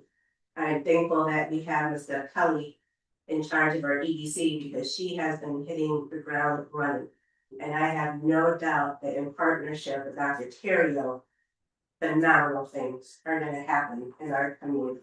With all of the connections that they both have at the state level, no doubt in my mind that we're gonna see major things happen. So I am in favor of this contract. I think we were so lucky to have Dr. Terry come on when he was able to. He's truly been a blessing, yes, to our city because he's been able to work with our staff to get things done. We are so blessed that Dr. Terrio is looking to come back to our community. Those of us that have lived here long enough to know her, we know that she is passionate, we know that she is ethical, and we know that she will get things done. So when we're talking about the salary, you know, not to put your business out there, Doug, but it was a contract. We're paying you $80 an hour for your work. So that's over $150,000 just in and of itself. So it's not that far of a reach for us to say we want to bring another person with that same caliber, with that same level of experience, and to keep her here by giving her a quality salary. The hours that we were looking at for her PTO, that's sick time, that's vacation time, that's personal time, that's all rolled into one. So they don't have separate things. So I think that when you look at that time, that's very reasonable to what professionals get at any level, what they call the C-suite executives. So, and then the other things that we had in the contract, those were standard to what we've seen in previous contracts with city managers. So other than the salary in and of itself, that's not a far reach. That definitely is not a far reach for her level of expertise that she's gonna be bringing to our community. Councilwoman Reed. I've been on this council, I think it's since 2012. I've been on here, this is my fourth term. And I've seen all the managers that we've had in all of those almost 16 years, and none of them. I'm not running down anybody. I'm not calling any of them incapable, but none of them has done the job that Cheryl did in the years that she was here, and I know her. And I know what she's capable of doing, and I know that she would be an excellent person for this job. Councilman Wentz. Yep. Okay. So. I looked at the contract that the current city manager Battle Creek had. They're paying the city manager $190K. Battle Creek has a population of nearly 50,000 people.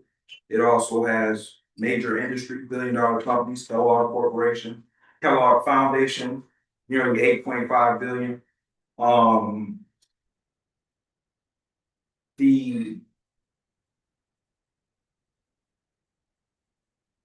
The dollar amount we're paying is a sticker shock. And it's going to be a sticker shock to everyone in this community. When this runs in the newspaper, people are going to clutch their pearls. I just want to make y'all aware of that. I understand we have to do what we have to do. But 170,000 is very steep. If we don't get somebody like Cheryl, we're gonna be behind. I get that, but we've been behind. Behind. We've only been behind because they instituted people that they wanted to keep us behind. Councilman Stark.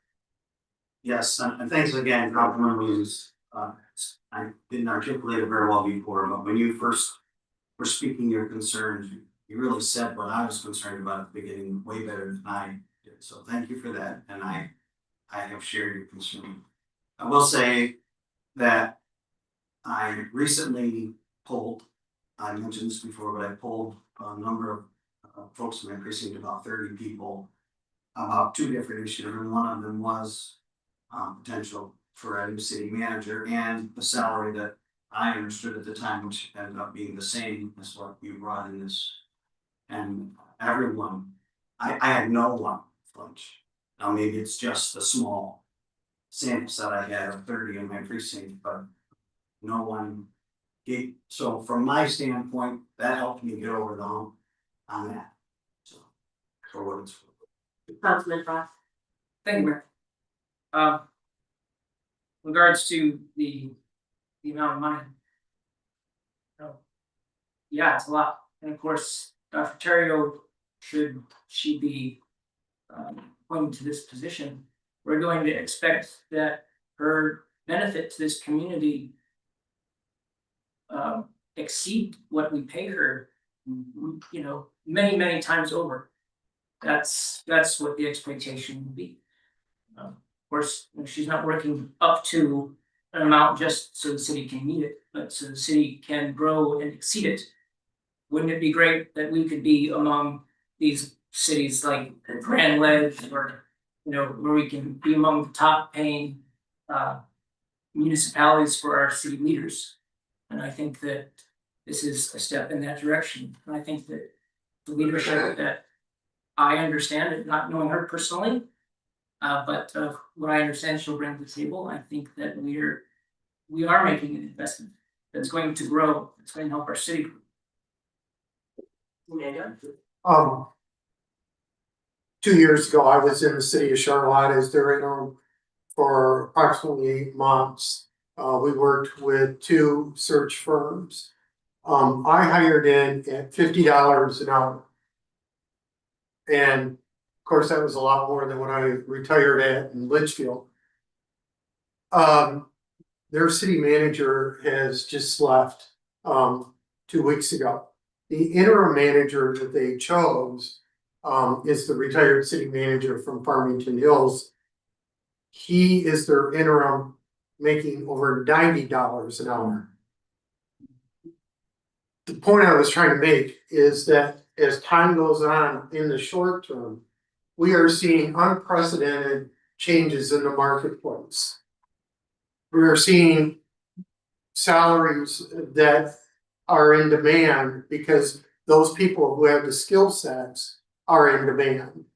And what we're seeing here is, and it's just not city management, it's electricians, it's plumbers, it's all the trades, it's everything. I think there's an actual physical shortage of people. I keep hearing people say people are just sitting home because they don't want to work. That's not the case. Amen. That is not the case. I'm seeing fast foods. Do you remember the living wage of 8 years ago that was being proposed by fast food workers? Notice how that's gone? It's because parity has been met in the marketplace. The market establishes wages. And in this particular case, if you look on the ICE, the International City Managers Association website, we're seeing towns in Kansas of this size that are paying well in this area, if not higher. Now, could you go to Litchfield and would they be able to afford for that? No. But I can tell you that their manager now makes a tremendous amount of money. Hit the button. I know that their manager makes a tremendous amount of money more than what I made when I retired. So every day, every month, every year, we are seeing unprecedented changes in the marketplace. So when this proposal first came to me, of course, she's my colleague and I knew of her reputation and everything, but I thought, oh my gosh, our prayers have been answered, because the uncertainty I had was that if I left within a year in September, which I thought I was going to do, when were you gonna call me again? And I thought, this is a blessing. This is a godsend that we have this young lady who has the intellect, vitality, and expertise to carry us forward. Today, Jason and I sat in a meeting where we opened up, what was it, close to $4 million in bids on 2 grants. We have another bid opening, probably, what would you say, probably just under $1 million on Thursday? Yes. So again, we have 3 grants right now in infrastructure challenges. We've made tremendous investments in going with the meter. Cheryl is, or whoever the chosen candidate is, has to lead with proficiency. I can't even begin to emphasize it. Just not be a leader. They have to lead with proficiency. And I believe that that's what we're getting with Cheryl. So is $170,000 a tremendous amount of money? Yes. My gosh, 43 years ago when I started off in a small town called Standish, they hired me in at $9,200. I thought I hit the lottery. It was just a young fella. That's why I had to grow a mustache, because I looked like I was 12 years old. Well, now I'm a senior. And I've been asking council to seriously consider entering into this agreement. I would not do this if I did not think it was the best route to go in Albine's future. And I will always be here for you. I will always be here for Cheryl. And I'll always be here for you, our citizens. So I don't know if I can make a stronger case than what I just did. Again, there's a motion on the floor, and I strongly recommend council's endorsement of this. Councilman. The last thing for me, and I'll try to be brief, but I want to address some comments. So I did interview a number of people on my precinct, but I did not interview Ms. Brown or Mr. Brown. And so I appreciate you coming today and appreciate your comments. I worried about the process as well when we first got on here. But when I went back through it, we reviewed these 8 candidates, we had a professional come help us to find candidates, and we had a pool. It turned out to be a small pool, it was like somebody pulled the plug and the drain went down.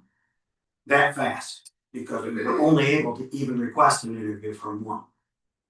And we decided as a council that we would pause and we would let some time go by so that pool could get refilled. And you brought us status updates to our council meeting that said it's not looking good.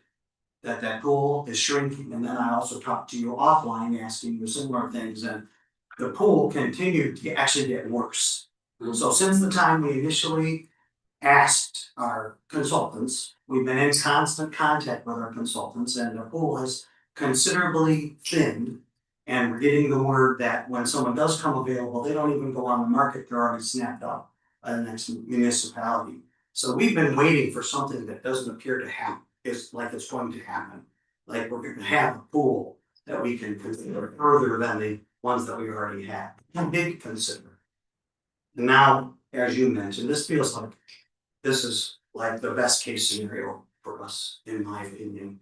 That we have someone who's qualified, that actually wants to be here, because as you were stating, Councilman Frost, that it's not always the case that somebody who's qualified wants to be here.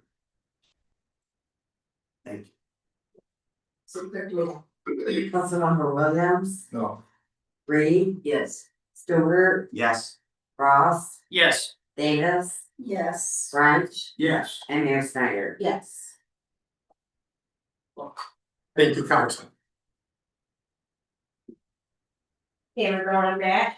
We have a motion to approve resolution 2025-2026-05. Support. This is for the tax exemption for T1 plastics. Attorney Harris? So in speaking with our CEO of the EDC, we discovered there was a little discrepancy in that the application has both materials for, at least in the packet, for lot 5 and lot 6. The resolution before you was drafted for lot 6. We just need to change it and say lot 5. So if someone wants to amend the motion to approve the resolution with that change, that's the only thing we should have to do for our vote on.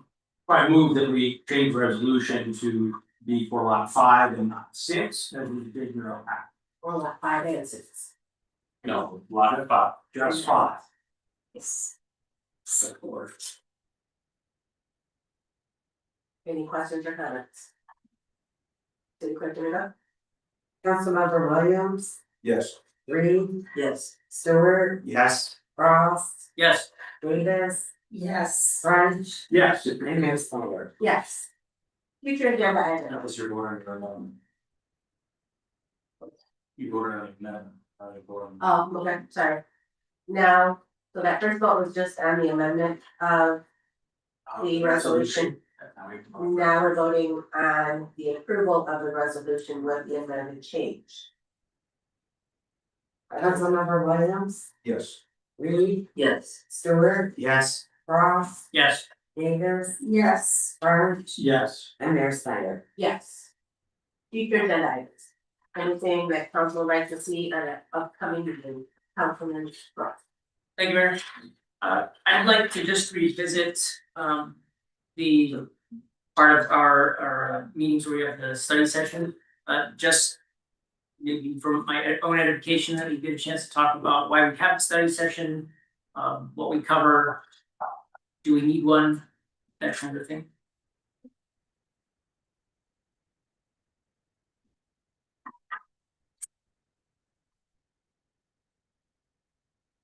Attorney Harkins? I'm going to preface this with, I hope Cheryl has a long tenure with the city of Alvin. But when we were on the discussion about our searches tonight, it came up. During the course of those searches, our charter requirement regarding having to have a master's degree, and I can't remember if it was you or maybe the manager that had inquired about modifying that, since we're gonna be looking at doing one ballot question. Council may wanna discuss looking at that if you do wanna make that modification, because we have time to get the AG to review that and submit it for, November election.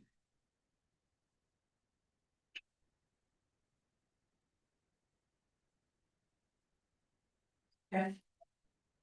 Any other items? Public comments. If there's anybody in the gallery that would like to stand and address council, you may do so at this time.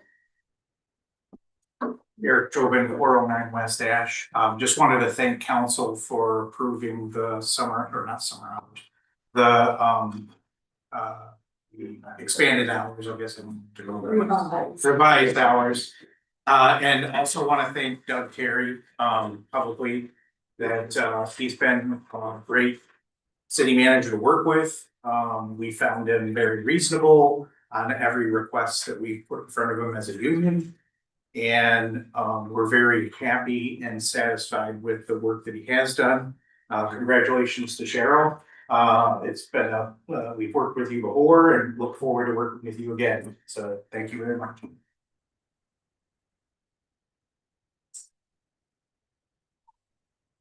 My name is Marco Johnson. I stay 217 West Porter Street. I appreciate what Brother Williams with the committee has said. He said that the council was informed at 5 in the morning, sometime today, sometime tonight, about this vote.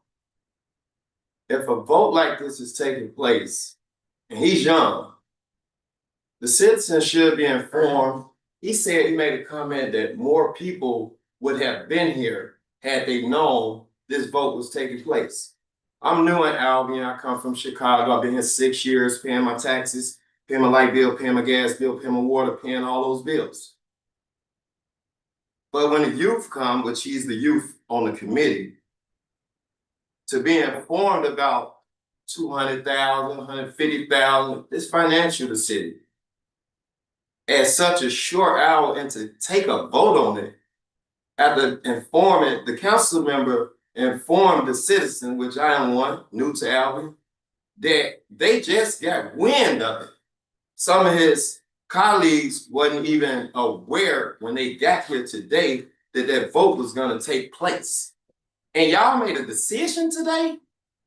I would respect the youth by taking what Brother Williams said, that the citizens haven't been informed there's such a vote. I wasn't here when the schools closed down, the elementary, the high school, but was she the council manager, the city manager at the time? I don't know. But I would like to know when the schools got shut down, where was she? A lot of people in Albion talk about this person official. It was another subject where the candidates for the possible employment wasn't even addressed enough. Like, I don't think nobody said we had tried this many people, but somebody did say that she was associated with these people. And sometimes that's what the problem is in a city, in a committee, where the people are so associated that you keep getting associates. Let's not get associates to keep running the city of Albion, because we found out what people from Albion do. I'm new here, and they talk so bad about Albion. Not just the police, not just the council member, leaves all in the sewer about my house. Residents, sidewalks, I'm stepping over ice and all type of stuff on the city sidewalks. Doug been the manager.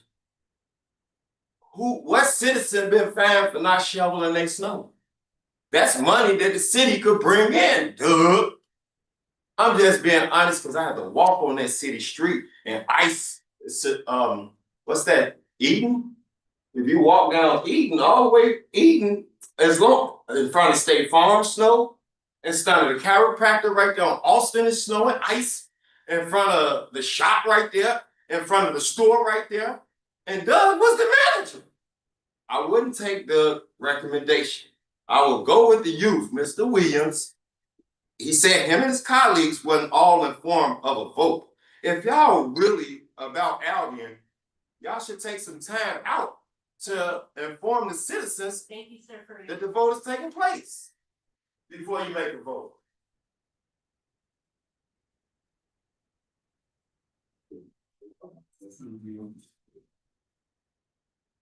Again, Sonia Brown, 713 Orchard Drive. First of all, Council Member Williams, I want to thank you for your rational Thank you, bro. and logical approach to the vote on the contract. Much appreciated. Even though you were the lone voice, you were strong and powerful, very rational, and very much appreciated from a lifelong Albion. Second, is the city, is there the potential for the city to get a refund from the search firm that you all didn't get candidates from? First of all. Second, the salary range in the initial job posting was, what was that? Was that 170,000? Because I'm thinking that they have brought more qualified candidates. I don't know what the original salary range was in the job posting, but just the thought. And then lastly, I'll say this, it's about process. And had the process been followed, and I'm gonna butcher her last name because I'm used to calling her Dr. Mitchell. So Dr. Mitchell had come out as the top candidate. At least it would have been fair, transparent, honest, and people would have known. So thank you, Councilwoman Williams.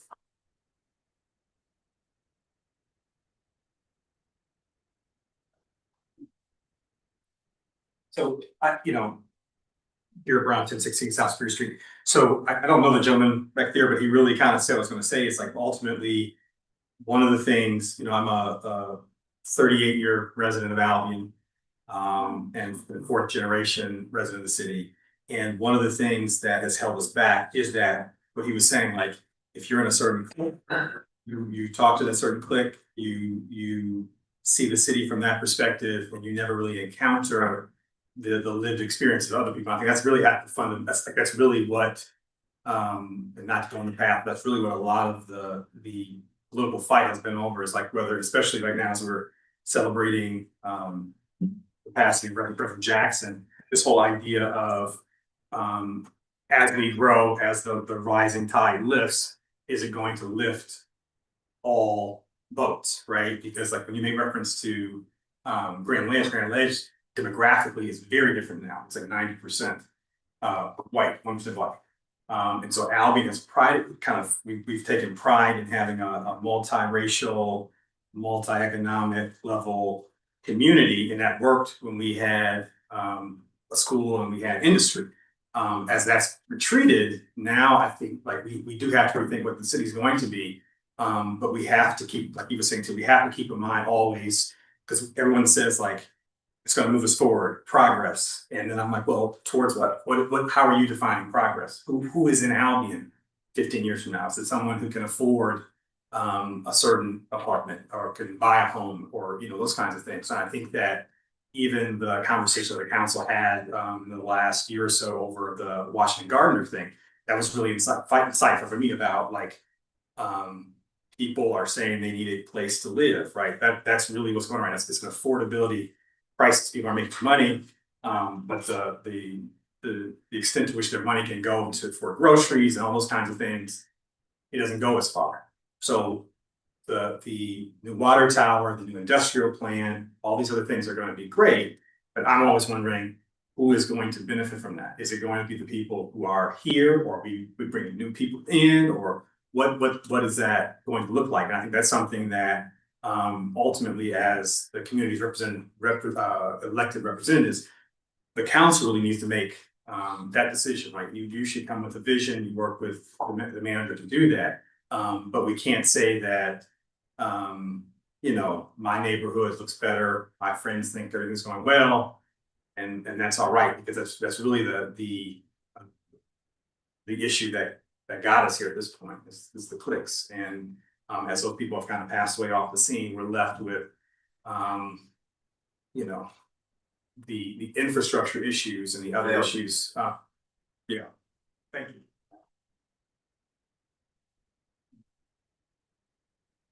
you. Good evening, Council Maurice Berry, 215 East Mulberry.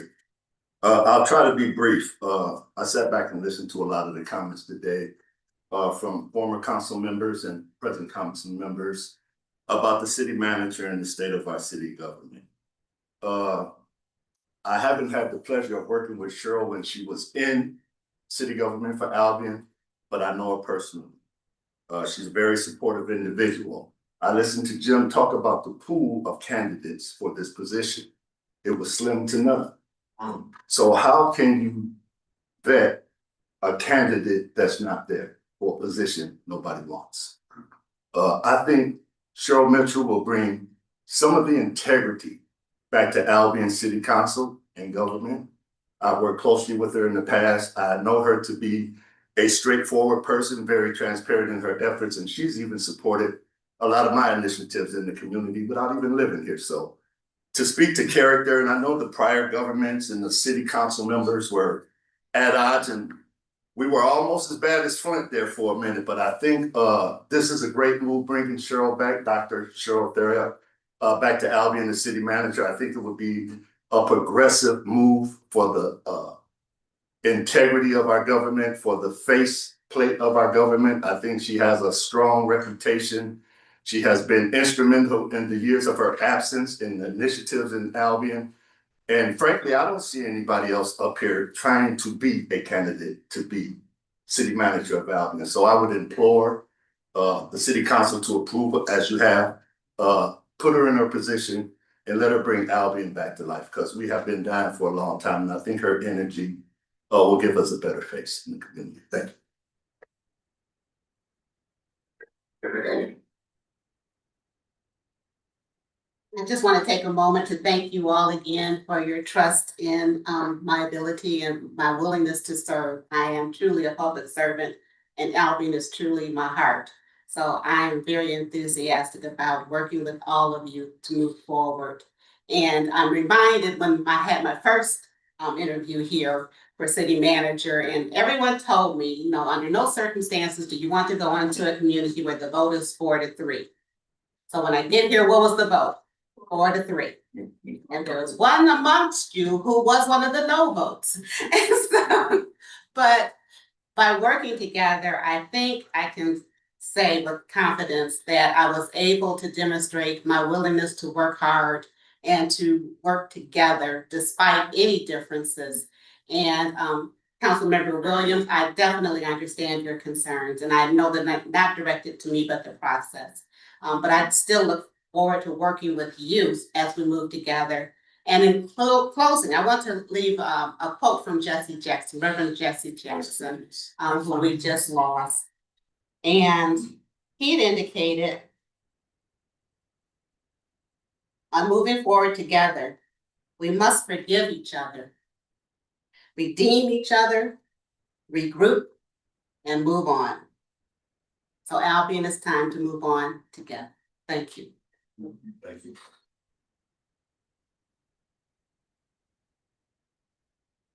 Anybody else have to say anything to address council? Seeing no movement, city manager's report.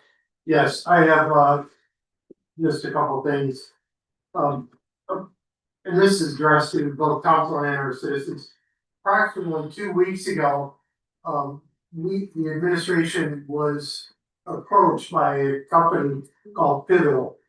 They are a company out of Ohio that had put forth an interest in turning Austin School into mixed income housing, similar to what we did with Washington Gardner. Again, this hasn't been approved or anything like that, but I wanted to let you know that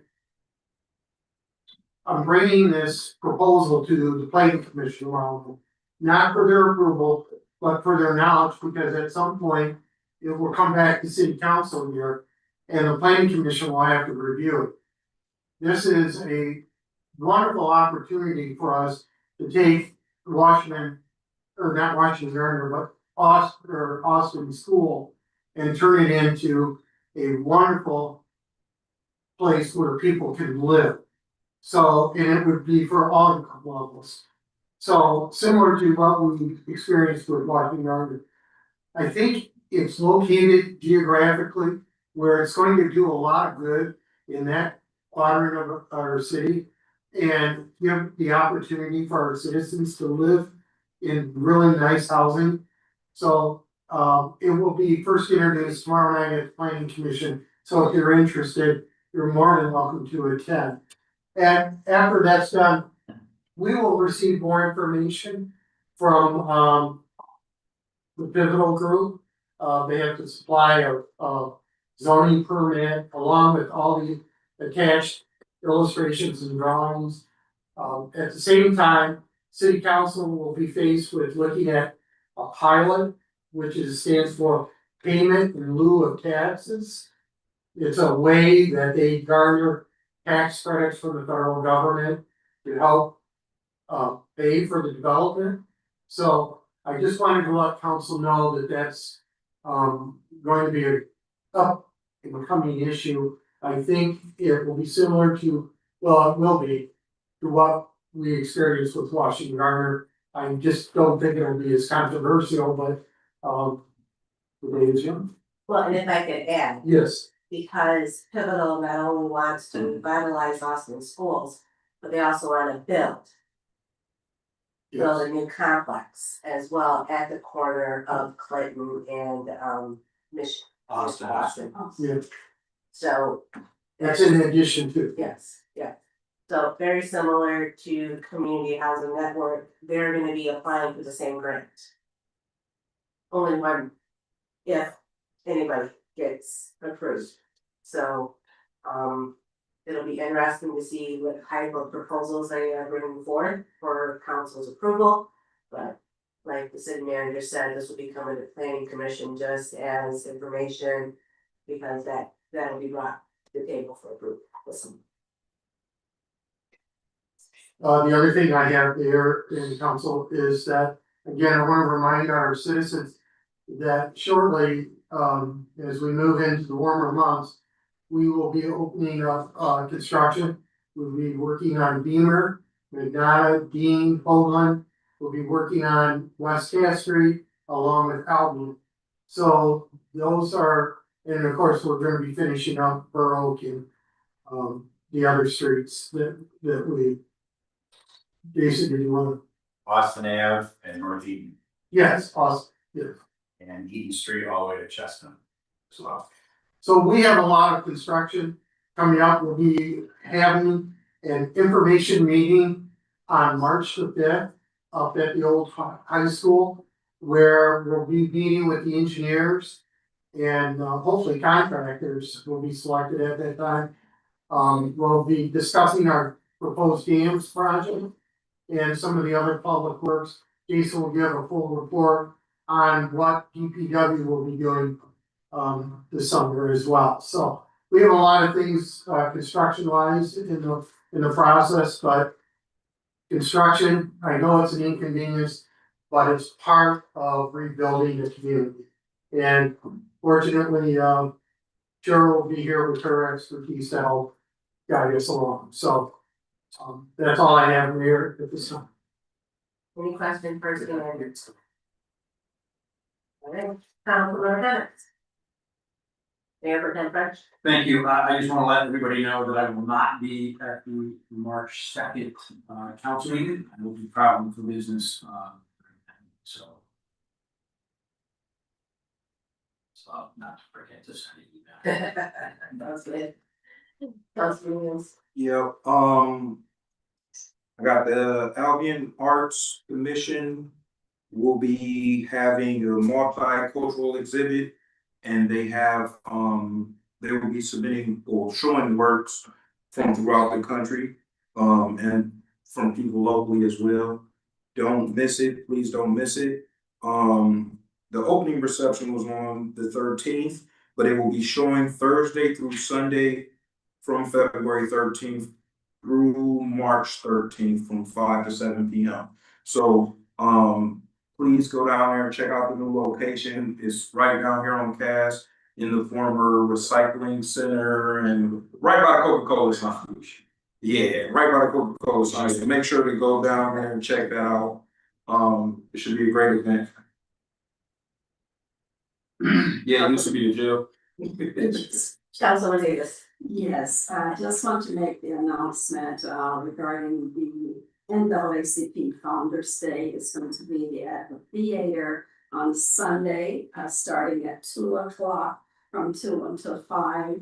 We have a youth portion with singing and poetry and things in honor of NAACP, as well as a free movie for citizens with popcorn, and there will be food as well. The movie will start at 3, from 3 until 5, and we're showing Aquila and the Bee, which is a uplifting kind of movie for all of us to see and be uplifted in honor of Black History Month.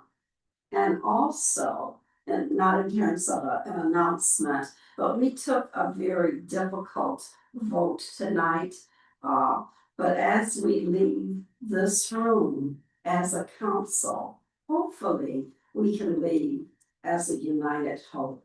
You know, we function together, we work together, and we make things happen together without the division, without, things that were, could, should. But we are leaving here as a united front for our community to work together and to move forward. Everyone. Yeah, I'd like to also welcome Dr. Cheryl back to the city of Albion. Thank you. And I also want to say to the entrepreneurs and business owners here in the community of Albion, you have long been disregarded and you have long been put to the wayside. We currently have Deborah Kelly here, and she is expecting your phone call. So if you're looking for assistance in many forms, please feel free to contact Ms. Deborah Kelly at the EDC. And you can also reach out to some of our board members who also sit on the EDC as well, Jim Stewart, Andy French, and Mary. So don't hesitate to get the help that you need. Feel free, you pay taxes, it's owed to you. We owe a responsibility to you to help you to maintain your business and to also help you employ your employees here in the city of Albion. Thank you. Thank you. Thank you. Two things.